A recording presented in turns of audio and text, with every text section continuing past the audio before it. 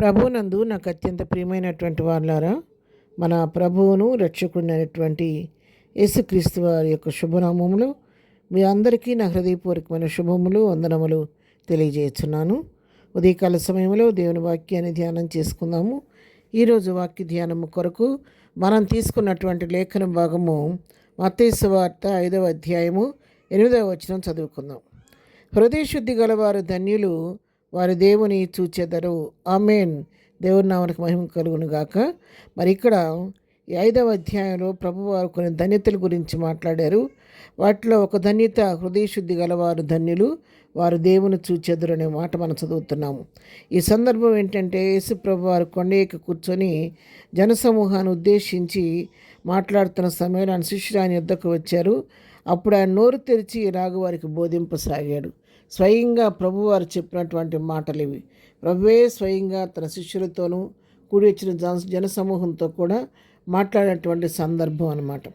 ఇక్కడ కొన్ని ధన్యతలు చెప్తూ, ఎవరు ధన్యులో వారికి కలిగే మేలేంటో దాని గురించి వివరిస్తూ వస్తూ, మరి మొట్టమొదట ఆత్మవిషయమై దీనులైన వారు ధన్యులు, పరలోక రాజ్యం వారిది అని మొదలుపెట్టి కొన్ని విషయాలు చెప్తూ వచ్చి 8వ వచనం వచ్చేసరికి హృదయశుద్ధి గల వారు ధన్యులు, వారు దేవుని చూచెదరు. ఎవరైతే హృదయ శుద్ధిగా ఉంటుందో, పవిత్రంగా పరిశుద్ధంగా ఉంటారో, ఏ కపటం లేకుండా నిర్దోషులుగా ఉంటారో వారు ధన్యులు.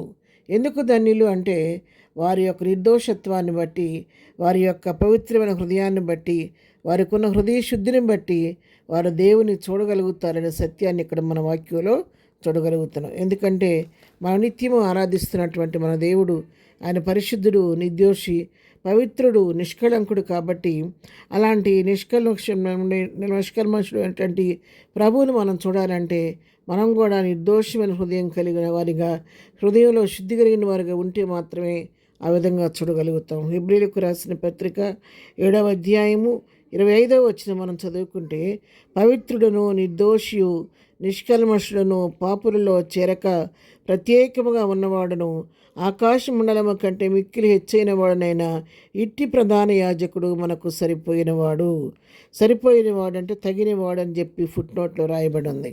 అవును, మన పాపాలకు క్షమాపణ కలగాలి అంటే బలర్పించాల్సిన వ్యక్తి, రక్తం చిందించవలసిన వ్యక్తి ఇలాంటి లక్షణాలు కలిగిన వ్యక్తిగా ఉంటేనే ఆ యొక్క బలికి సార్థకత లభిస్తుంది. కాబట్టి పవిత్రుడైన మన ప్రభు, నిర్దోషి అయిన ప్రభు, నిష్కల్మషుడు, నిష్కళంకుడు, పాపుల్లో చేరకంగా ప్రత్యేకమైనటువంటి ఆకాశ మండలం కంటే మిక్కిలి హెచ్చైనటువంటి ఈ ప్రధాన యాజకుడు మనకు సరిపోయినవాడు. కాబట్టి ఆయన నీవు నేను పొందవలసిన శిక్షణ మనకు బదులుగా అనుభవించి, మరి చివరి రక్త బిందు వరకు నీ కొరకు నా కొరకు సేవలో కార్చి మనకు విమోచన కలిగించి ఉన్నాడు. ప్రభువు చేసిన శిలువ బలియాగం ద్వారా, యేసు రక్తం ద్వారా మన పాపాలకు క్షమాపణ, ఆయన పొందిన దెబ్బల చేత మన రోగాలకు స్వస్థత కలుగుతూ ఉంది. ఆయన పరిశుద్ధులు కాబట్టి ఆయన సేవిస్తున్న మనము కూడా పరిశుద్ధులుగా ఉంటేనే ప్రభువును మనం చూడగలుగుతాము.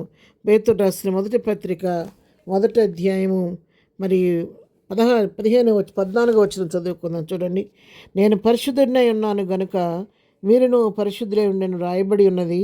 కాగా మీరు ఆ విధేయులకు పిల్లలై మీ పూర్వపు అజ్ఞాన దశలో మీకుండిన ఆశను అనుసరించి ప్రవర్తింపక, మిమ్మును పిలిచిన వాడు పరిశుద్ధుడై ఉన్న ప్రకారము మీరును సమస్త ప్రవర్తన యందు పరిశుద్ధులై యుండుడి. చూడండి ఎంత తేటగా వాక్యం మనకు సెలవిస్తుందో.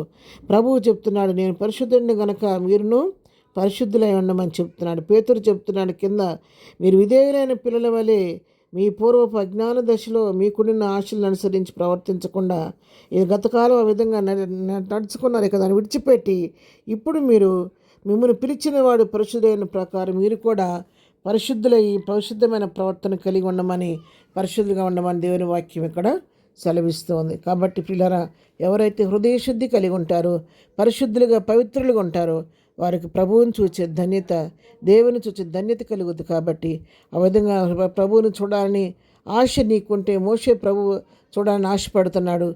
మరి ఆ విధంగా నీకు కూడా ప్రభువుని చూడాలని ఆశ ఉంటే హృదయంలో శుద్ధి కలిగి పరిశుద్ధులంగా యోగ్యులంగా ప్రభువు తగినట్టు జీవిస్తే ఒక దినాన్ని నీవు నేను కూడా ప్రభువును చూసే ధన్యత ప్రభువు మనకు అనుగ్రహిస్తారు.